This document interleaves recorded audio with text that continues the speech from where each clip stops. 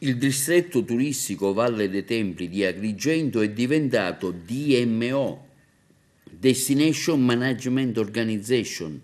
Nella sede dell'assessorato regionale del turismo si è svolto infatti un incontro con l'assessore regionale Manlio Messina, il capo di gabinetto vicario Lillo Pisano, il presidente del distretto e sindaco di Agrigento Franco Miccichè, il vicepresidente e sindaco di Santa Elisabetta Gueri, l'amministratore delegato Fabrizio Lagaipa. La riunione è stata utile per programmare la cerimonia ufficiale di presentazione che avverrà il prossimo 5 ottobre ad Agrigento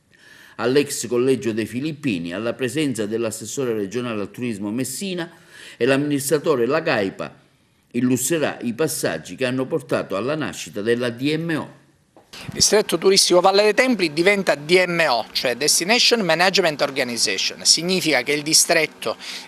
assume un ruolo riconosciuto a livello regionale e dalla legge europea, che consentirà di portare avanti dei progetti non solo per il territorio di Agrigento città, ma di tutta l'area distrettuale che va da Sciacca sino a Riesi, sino a Butera, Caltanissetta eccetera, per fare dei progetti molto importanti a beneficio della promozione del territorio e della sua gestione. Per cui un sentito ringraziamento va alla Regione, in particolare, lasciatemelo dire, al capo di gabinetto vicario Lillo Pisano, che è del nostro territorio e che questa cosa l'ha voluta fortissimamente, ed è uno strumento a disposizione del territorio per portare avanti dei progetti e finalmente farlo uscire da questa marginalità che purtroppo, nonostante le nostre risorse, continua a rimanere sempre. Ricordiamo che ci sarà la presentazione ufficiale, dove e quando?